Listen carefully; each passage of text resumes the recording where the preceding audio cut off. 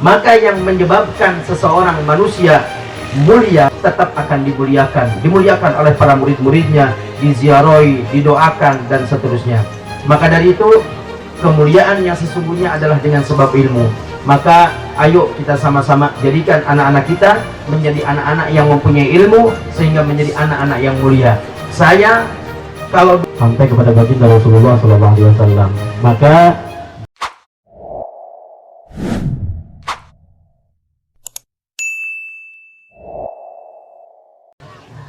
mengenai motivasi di saat waktu masih kecil, ada gak pola pikir kita untuk menjadi seorang ulama?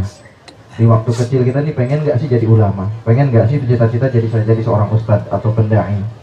Nah, untuk menggapai daripada proses kita ingin menjadi seorang ulama, itu bagaimana hal-hal yang harus kita persiapkan? Karena zaman sekarang kadang-kadang masih banyak ada orang yang belajar dari mbah Google, tiba-tiba dia langsung berani berbicara di depan umum dengan memberikan fatwa-fatwa yang tentunya tidak berbahasa dengan akidah Ahlussunnah wal Jamaah. Ini seperti apa? Motivasi buat kita semuanya, sehingga kita belajar tuh betul-betul belajar, bukan belajar tapi dibarengi dengan guyonan. Ini mohon maaf tentunya kepada Al-Ustaz. Sallu ala Nabi Muhammad. Ya. Bismillahirrahmanirrahim. Untuk motivasi kita di dalam kita thalabul ilmi, tentunya untuk masalah yang pertama adalah yang harus kita lihat siapa guru kita, kemudian sanad keilmuannya sampai kepada siapa.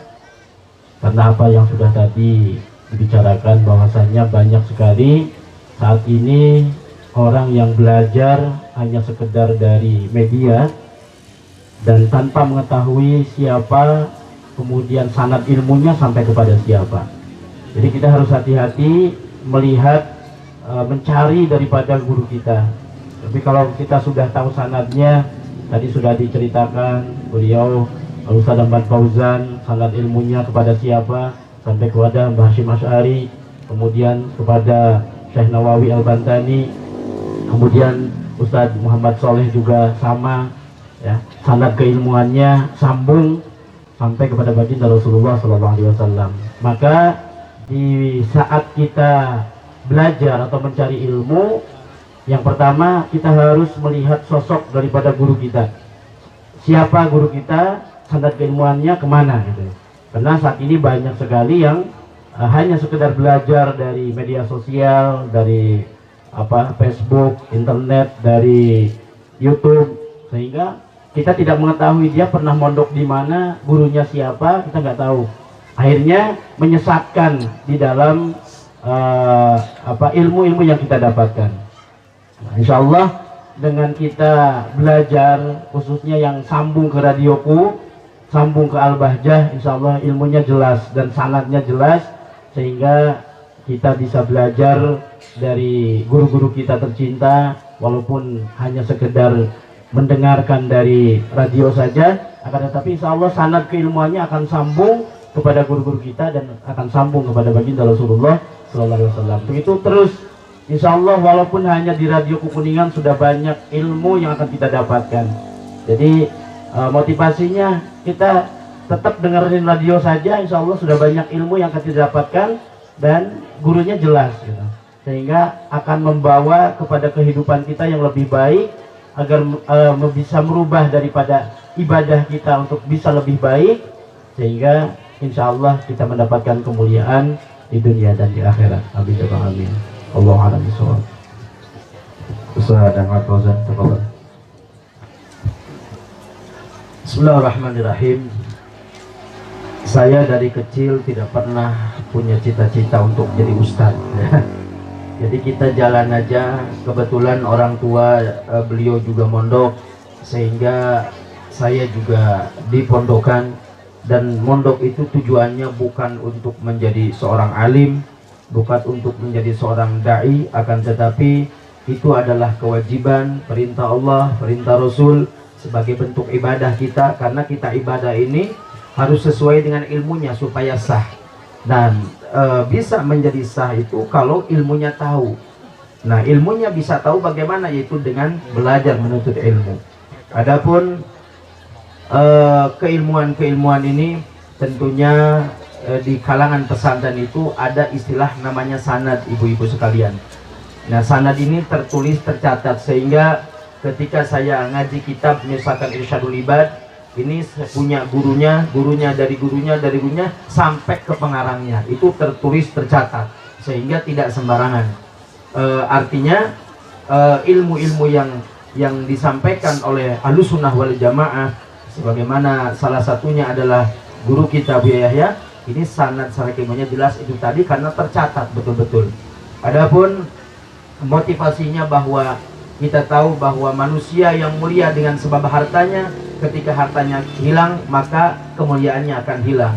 Ketika kemuliaan itu dengan sebab jabatan, ketika jabatannya hilang maka kemuliaannya pun akan hilang. Dan kalau kita bahas tentang kekuatan yang kuat, yang lebih kuat dari kita banyak, ya, mungkin onta lebih kuat dari kita, ya. Kalau yang lebih kuat lagi ada burung prit, ya, dia punya anak bisa ratusan, kita nggak kuat, ya, punya anak ratusan bisa gak? Kita nggak kuat, ya.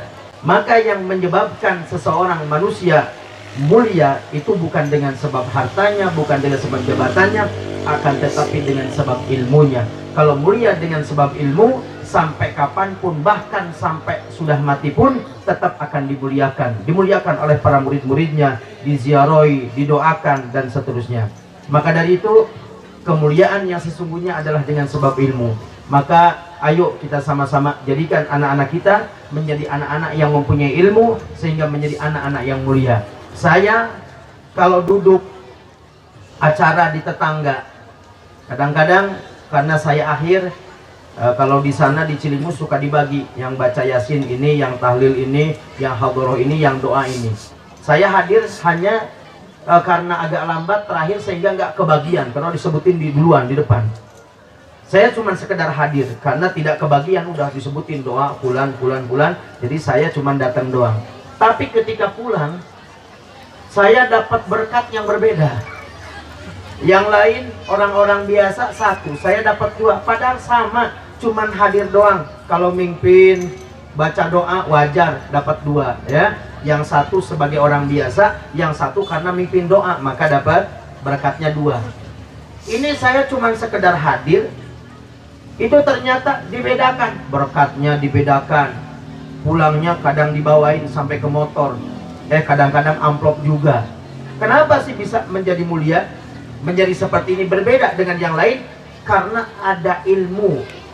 Karena ilmu, dengan ilmu itulah akhirnya menjadi mulia. Dan kalau punya ilmu, Bapak Ibu sekalian, anak kita kalau sudah punya ilmu, hidup dimanapun akan menjadi mudah dan mulia. Kita lihat guru kita semua, Buya, beliau dari Jawa Timur datang ke Cirebon tanpa saudara, hanya bawa satu, yaitu apa? Ilmu, menjadi mulia. Ayahanda saya pindah dari Kuningan Timur ke Cilimus tanpa saudara, tanpa orang kenal, tanpa apa-apa, datang niat menyebarkan ilmu, alhamdulillah saat ini menjadi mulia. Dan begitu pula yang lain-lainnya, ketika orang-orang punya ilmu, kemanapun asal dia mau mengamalkan ilmunya, insya Allah nggak bakal sengsara, ya.